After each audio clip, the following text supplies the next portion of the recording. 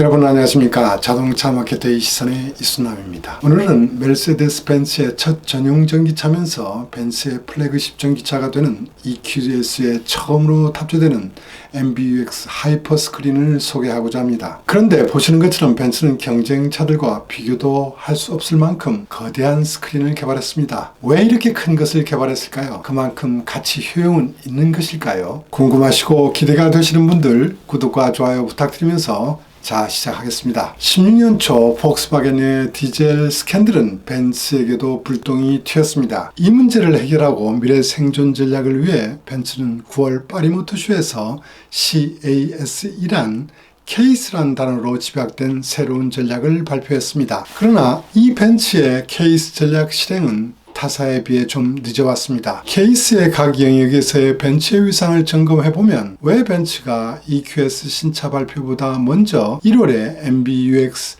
하이퍼 스크린 기술을 발표했는지 이해할 수 있을 것입니다. 케이스에서 A는 오토노머스 자율주행 기술의 약어입니다. 작년 9월 신형 S클래스를 발표할 때 벤츠는 21년 하반기에 레벨 3의 자동운전 기능 드라이브 파일럿을 독일 국내의 고속도로에서 이용할 수 있을 것이라고 발표했습니다. 그러나 이 기술은 이미 아우디와 혼다가 먼저 발표해버렸습니다. 그렇다면 차량 판매 후 OTA에 의한 소프트를 추가 경신하는 SDV 소프트웨어 디파인드 비클 개발 부분은 어떨까요? SDV의 심장부가 되고 있는 통합 ECU는 종래의 ECU와는 달리 고성능 프로세서와 AI 소프트 등 ITK 기술을 많이 쓰고 있어 벤츠는 24년을 목표로 하여 엔비디아와 함께 개발하고 있습니다. 이 영역에서 테슬라는 19년부터 선행하고 있으며 통합 ECU 컴퓨터에는 직접 테슬라가 생산하는 반도체 칩까지 탑재하고 있습니다. 자율주행과 OTA 기능에서 벤츠는 테슬라에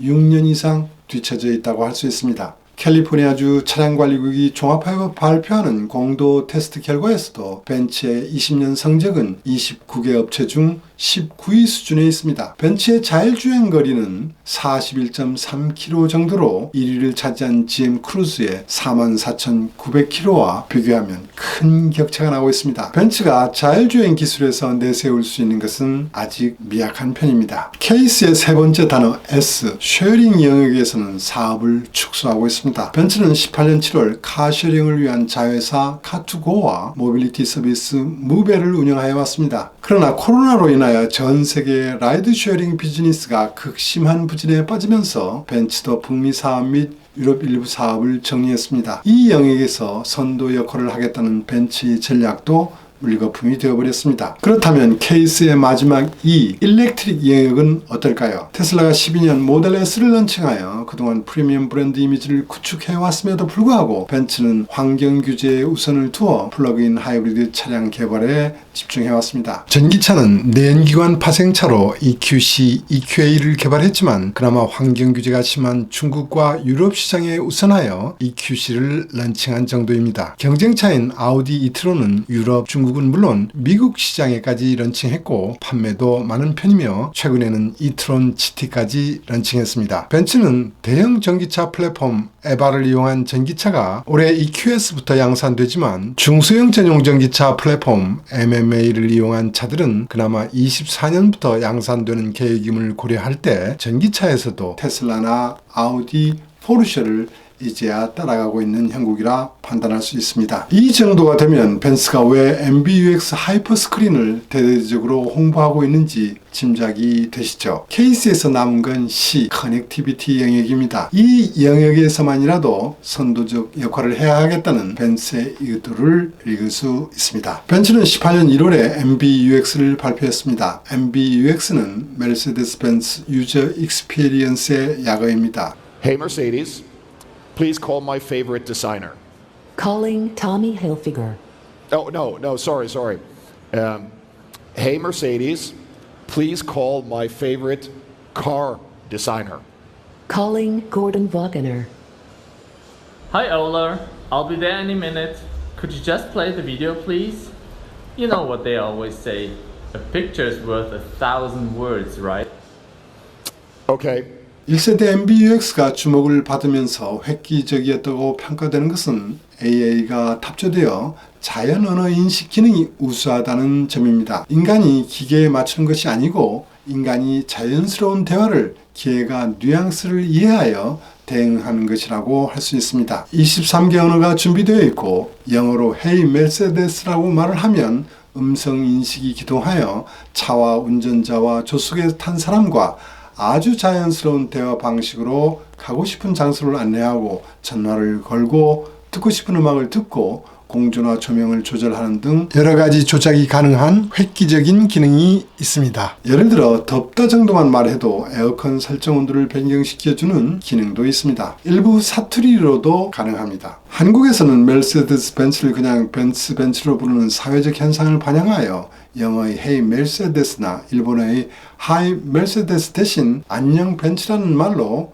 기동이 가능합니다. 2세대인 MBUX 하이퍼 스크린은 인공지능을 탑재한 대형 스크린으로 엔터테인먼트, 쾌적성, 차량 기능의 조작과 표시를 새로운 레벨로 끌어올린 것이 특징이라고 할 수 있습니다. 크게 활모양처럼 휘어진 스크린 유닛이 대시보드 횡방향 전체로 배치되어 있습니다. 이렇게 함으로써 직감적이고 간단하며 감정적인 디지털 체험을 제공하려 하고 있습니다. 1세대 MBUX의 디스플레이는 3가지 사이즈가 있지만 가장 큰 사이즈는 10.25인치 2개를 연결한 디스플레이입니다. 그러나 이번에 발표된 MBUX 하이퍼 스크린은 미터세트부 중앙 디스플레이, 조수석 측 3개의 디스플레이로 구성되어 대시보드 왼쪽 끝에서 오른쪽 끝까지 에어덕트를 포함한 일체형으로 개발하였습니다. 제어면에서 최대의 사이즈로 스크린 폭은 무려 141cm에 달하며 디스플레이의 유효면적은 2432평방센티미터입니다. 터치 스크린 밑에는 조작 중에 촉각 피드백용으로 합계 12개의 액추에이터가 내장되어 있습니다. 손가락이 특정의 포인트에 접촉하게 되면 커버 플레이트에 눈에 보일 정도의 진동이 발생합니다. 이 대형 디스플레이는 650도 고온에서 성형하는 공법으로 생산되어 디스플레이 커버의 반경에 관계없이 차량이 전폭에 걸쳐서 디스플레이 유닛을 비틀림없이 표시하고 있습니다. OLED 기술이 중앙 디스플레이와 조수석 측의 디스플레이에 사용되며 모든 그래픽에는 청색과 오렌지 배색이 사용됩니다. 하이퍼 스크린은 플라스틱제 프레임으로 보호되어 있고 실버 섀도우라 불리는 3개층의 코팅 시스템은 대단히 얇은 중간층을 갖고 있어 고품질 표시를 실현한다고 합니다. 스크린 하부에는 앰비언트 조명을 구성하여 디스플레이 유닛이 인스트루먼트 판넬에 떠 있는 것처럼 보이게 합니다. 디스플레이 커버 플레이트는 반사를 저감하고 청소를 쉽게 하기 위하여 규산 알루미늄으로 이중 코팅되어 보호되고 있습니다. 또한 만일의 충돌에 대비하여 스크린의 파손 포인트를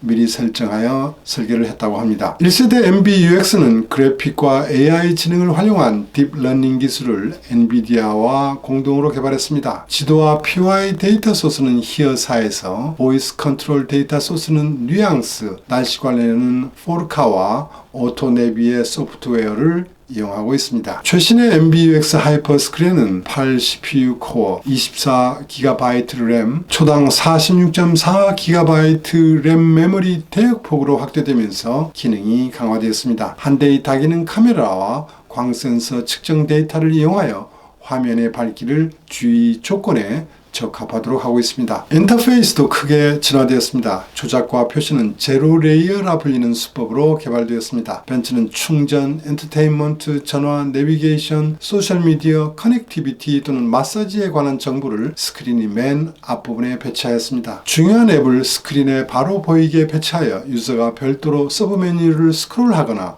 음성으로 명령을 실행할 필요가 없습니다. 자주 사용되는 기능을 AI가 학습하여 고객에게 맞춰 7가지로 선정하여 메인에 표시하여 줍니다. 운전 중 조작 횟수를 줄여 운전에 집중할 수 있도록 하는 장점이 되겠죠. 이 기능은 운전석뿐만 아니라 조수석에도 가능합니다. 조수석 전용 디스플레이도 7개까지의 컨텐츠를 커스터마이징 할 수 있고 운전석과 조수석 승객용으로 최대 7명까지 커스터마이즈된 화면을 설정할 수 있습니다. 신형 MBUX 하이퍼 스크린 시스템에는 마사지 프로그램, 생일날 리마인더, 해야 할 일 리스트의 제한까지 20개 이상의 기능이 인공지능의 도움으로 자동적으로 제공됩니다. 고객은 한 번 클릭으로 식으로 MBUX 하이퍼 스크린의 제안을 승인하거나 거부할 수 있습니다. 예를 들어 화요일 밤 귀가 도중에 정해진 친구의 전화를 걸 경우 그 요일 그 시간이 되면 전화를 걸도록 제안합니다. 연락처 정보가 포함된 주소가 표시되고 저장되어 있는 경우는 그 이미지가 표시됩니다. 모든 MBUX의 제한은 사용자의 프로필에 링크되어 있습니다. 다른 사용자가 화요일 밤 EQS를 운전하는 경우 이 제한은 행해지지 않습니다. 다른 사용자의 취향에 따라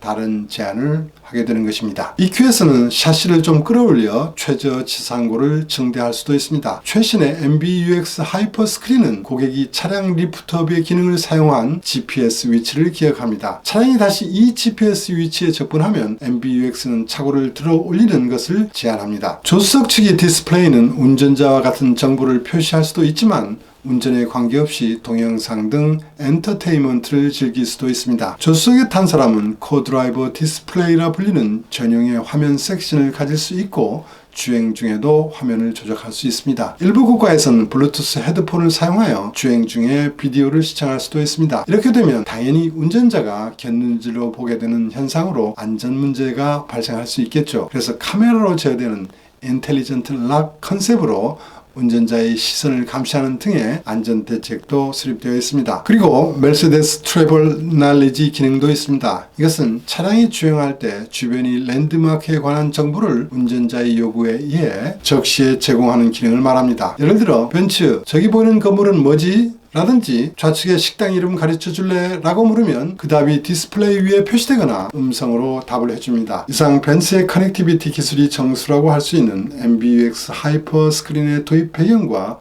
기술 특징을 소개드렸습니다. 여러분 이 시스템을 어떻게 평가하고 계신가요? 비싼 돈을 들여 구입할 의향이 있으십니까? 이것이 최고의 가치를 제공하는 것인지는 저는 잘 판단이 서지 않습니다. 만약 애플이 애플카를 개발한다고 하면 어떤 차별적 요소로 고객의 경험을 극대화할지를 생각하게 하는 시스템으로 평가됩니다. 오늘은 여기까지입니다. 들어주셔서 감사합니다.